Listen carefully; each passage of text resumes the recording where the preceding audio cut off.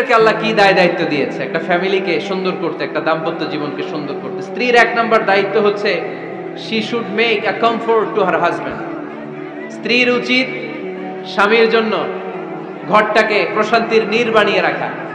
কি বানিয়ে রাখা? প্রশান্তির নীর। স্ত্রী হওয়া উচিত এমন যাকে দেখলে স্বামীর চোখ জুড়ায়, স্বামীর প্রাণ জুড়িয়ে যায়, স্বামীর হৃদয়টা ঠান্ডা হয়ে যায়, ঠিক কিনা? আর স্ত্রীর দিকে তাকালে যদি মেজাজ গরম হয়ে যায়, মেজাজ খিটখিটে হয়ে যায়, ঝামেলা আছে না নাই? ঝামেলা আছে। এজন্য মেহেরবানি করে আমাদের বোনরা যারা এমন কোনো কাজ করবেন না যেটা স্বামীর মেজাজকে খিটখিটে করে দেয়, কারণ আল্লাহ তাআলা আপনাদেরকে তৈরি করেছে লিতাসকুনু ইলাইহা, স্বামী আপনার কাছে গেলেই যেন তার হৃদয়টা প্রশান্ত হয়ে যায়, ঠিক কিনা? অনেক স্ত্রী আছে না জেনে না বুঝে স্বামীর সাথে এমন খিটখিটে মেজাজ দেখায় যেটা স্বামীর জন্য মেনে নেওয়া কষ্টকর, স্বামীর জন্য একটা ত্রাস হয়ে দাঁড়ায় স্ত্রী, ত্রাস। অনেক স্বামী আছে স্ত্রীর এরকম আচরণের কারণে, অতিরিক্ত প্রেসার ক্রিয়েট করার কারণে স্ত্রীদেরকে ভয় পায়। এজন্য বোনদেরকে বলবো লিতাসকুনু ইলাইহা, এমন ভাবে আপনি আপনার স্বামীর সামনে নিজেকে প্রেজেন্ট করেন যাকে আপনাকে দেখলে আপনার স্বামীর চোখ জুড়িয়ে যায়, হৃদয়টা প্রশান্ত হয়ে যায়, আপনাকে দেখলেই আপনাকে ভালোবাসতে মনে চায়, ঠিক কিনা? এজন্য রব্বুল আলামিন বলেন আমি নারীদেরকে তৈরি করেছি লিতাসকুনু ইলাইহা, যেন পুরুষেরা স্ত্রীদের সংস্পর্শ যখন পায় পুরুষদের হৃদয়টারে প্রশান্ত করে দেয়। কে? রব্বুল আলামিন বলেছেন খাদিজার জন্য জান্নাতে আমি এমন একটা ঘর বানিয়েছি যেই ঘরের মধ্যে কোনো বিশৃঙ্খলা নাই। খাদিজার জন্য জান্নাতে এমন একটা প্রাসাদ আমি বানিয়েছি যেই প্রাসাদের মধ্যে কোনো আওয়াজ নাই, কোনো কোলাহল নাই, কোনো বিশৃঙ্খলা নাই। কারণ খাদিজা আমার নবীকে এমন একটা ঘর উপহার দিয়েছে যেই ঘরের মধ্যে কোনো বিশৃঙ্খলা ছিল না, আওয়াজও ছিল না। পড়েন সুবহানাল্লাহ। আল্লাহ রাসূল যখন সারাদিন কাফেরদের মাঝে কোরআনের দাওয়াত দিতেন, কোলাহল মারামারি জীবনের ঝুঁকি নিয়ে মক্কার কুরাইশদের মাঝে যখন দাওয়াত দিতেন, সব বিশৃঙ্খলা ঝামেলা গোলমাল শেষ করে রাতের বেলায় যখন খাদিজার ঘরে বিশ্বনবী ঢুকতেন, বিশ্বনবীর হৃদয়টারে প্রশান্ত করে দিত কে? আম্মাজান খাদিজা বিশ্বনবী সাল্লাল্লাহু আলাইহি ওয়াসাল্লামের জন্য এমন ঘর উপহার দিয়েছেন যেই ঘরে বিশ্বনবী আসলে বিশ্বনবীর হৃদয়টা ঠান্ডা হয়ে যেত। সুবহানাল্লাহ পড়ে। অনেক স্ত্রী আছে স্বামী ঘরে ঢুকলেই ঘরে আটা নাই, রুটি নাই, চাল নাই, ডাল নাই, এটা লাগবে ওইটা লাগবে, ওখানে যেতে হবে, একটার পর একটা ফিরিস্তি বলে বেড়ায়, আছে না নাই? না, এটা করবেন না। আপনার কি লাগবে এই সব দায়িত্ব আল্লাহ তাআলা স্বামীকে দিয়েছে, স্বামীকে জানাবেন, তবে ধীরে সুস্থে, ধীরে সুস্থে স্বামীর জন্য ঘরটাকে এমন করে রাখতে হবে যেন ঘরে ঢুকলেই স্বামীর হৃদয়টারে প্রশান্ত করে দেয় কে? এজন্য স্ত্রীর প্রথম দায়িত্ব ঘরটারে প্রশান্তির নীর বানানো।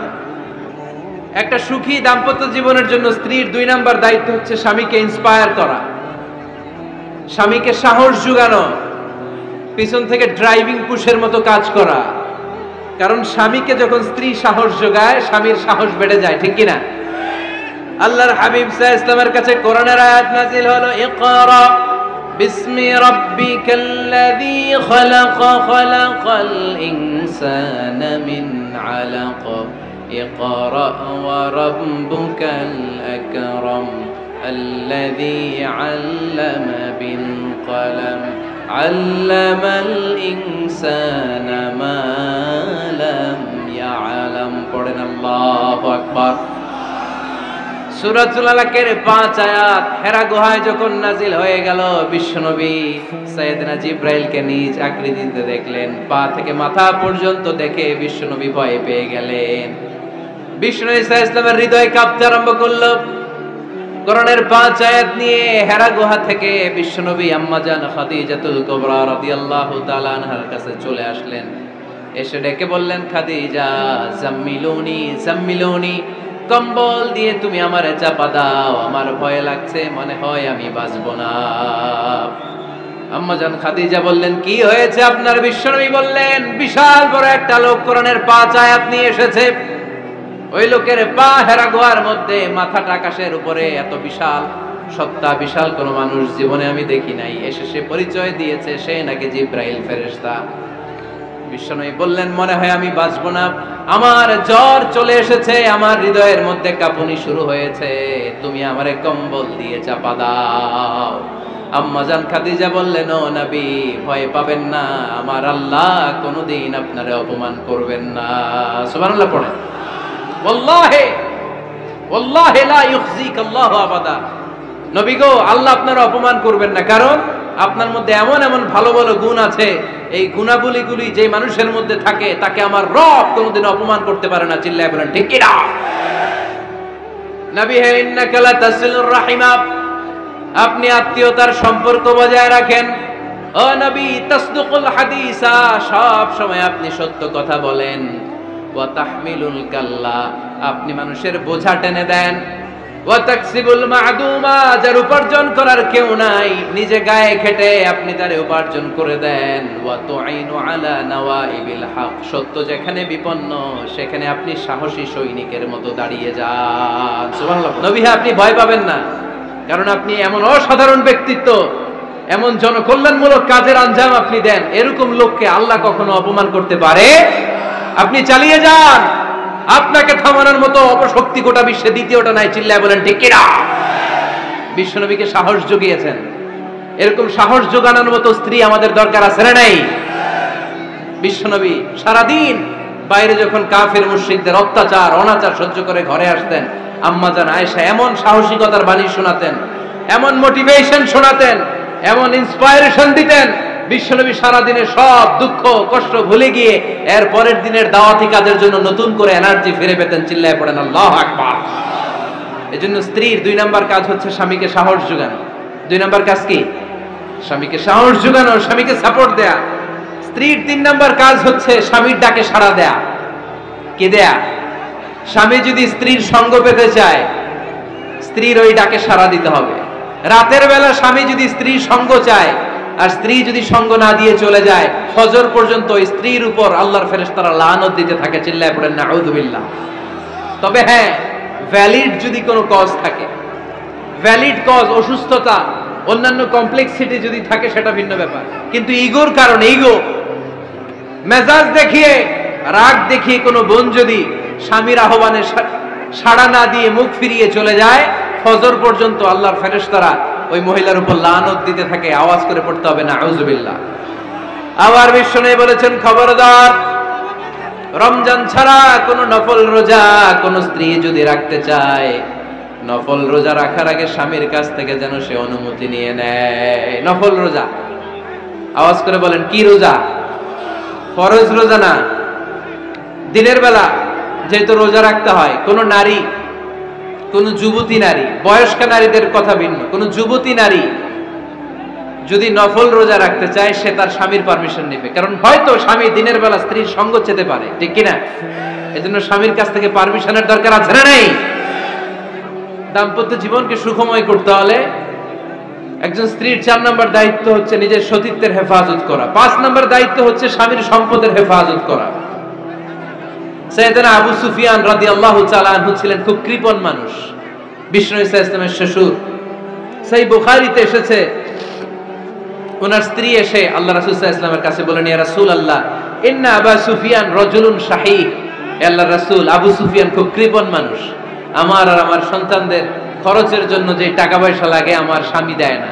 এখন আমার স্বামীর অনুমতি ছাড়া সিন্ধুক থেকে টাকা নেয় আমার জন্য জায়েজ কিনা? আল্লাহর হাবিব বললেন, হ্যাঁ, স্বামী যদি কৃপণ হয় তাহলে ফ্যামিলির খরচের জন্য যতটুকু দরকার অতটুকু নিতে পারবা, ওইটারে ক্ষমা করে দিবে কে?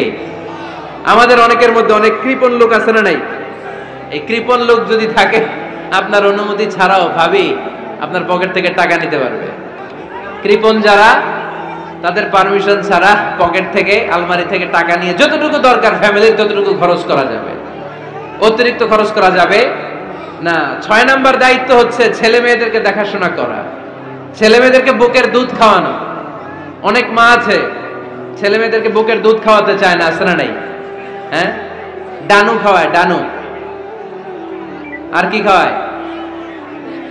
হ্যাঁ, মিল্ক ভিটা, আর নিডো, নেসলে, সেরেলাক, আর হ্যাঁ বায়োমিল্ক। মাশাআল্লাহ, অনেক নাম জানেন তো আপনারা। মেডিকেয়ার। তো এই বুকের দুধ খাওয়াতে চায় না অনেক মায়েরা। আপনার বুকের দুধের মধ্যে বাচ্চাদের জন্য আল্লাহ রাব্বুল আলামিন ন্যাচারাল ভ্যাকসিন দিয়ে দিয়েছেন। চিল্লায় পড়েন সুবহানাল্লাহ। ন্যাচারাল, প্রাকৃতিক টিকা, বাচ্চার জীবনের প্রথম টিকাটা, সন্তানের জীবনের নবজাতক শিশুর প্রথম টিকাটা আল্লাহ তাআলা মায়ের বুকের শাল দুধের ভেতরে দিয়ে দিয়েছেন। সুবহানাল্লাহ পড়ে। টিকাগুলো তো বাজার থেকে কিনতে হয়, প্রথম টিকাটা আল্লাহ ফ্রি দিয়ে দিয়েছে। সুবহানাল্লাহ পড়বেন না? এজন্য রাব্বুল আলামিন বলেন, ওয়াল ওয়ালিদাতু ইউরদি'না আওলাদাহুন্না হাওলাইনি কামিলাইনি লিমান আরাদা আন ইউতিম্মার রাদা'a। দুনিয়ার প্রতিটা মায়ের উচিত টানা 2 বছর তাদের সন্তান সন্ততিদেরকে দুধ খাওয়ানো। কয় বছর? আওয়াজ করে বলতে হবে, কয় বছর? মায়ের বুকের দুধ যে ছেলেগুলো খায় না, এদের ব্রেনের গ্রোথ হয় না। এগুলো হয় বলদা নাম্বার 1। কি হয়? বলদা নাম্বার 1। ফার্মের মুরগির মতো এগুলা। ফার্মের মুরগি দেখছেন? হ্যাঁ, ফার্মের মুরগি দেখবেন যে দোকানে যখন কিনতে যাবেন, এটারে নিয়ে যেখানে ওজন করে ওইখানে বসা রাখলে ওইখানেই বসে থাকে। আধা ঘন্টায় উঠবে না, এটা বসেই থাকে। আর গ্রামের মুরগি দেখছেন, দেশি মুরগি, ধরতে পারবেন এটারে? খবর আছে, ঘাম ছুটায় ছাড়বে। তো মায়ের বুকের দুধ যেগুলা খায় এগুলো দেশি মুরগির মতো। আর এই নিডু খায় যেগুলো, এগুলো 1 নাম্বার বলদা হয়, আর ফার্মের মুরগির মতো হয়। ঠিক কিনা? উদাহরণটা দিলাম এই জন্য, আপনার সন্তানের ভবিষ্যতের কথা বোঝানোর জন্য উদাহরণটা দিয়েছে।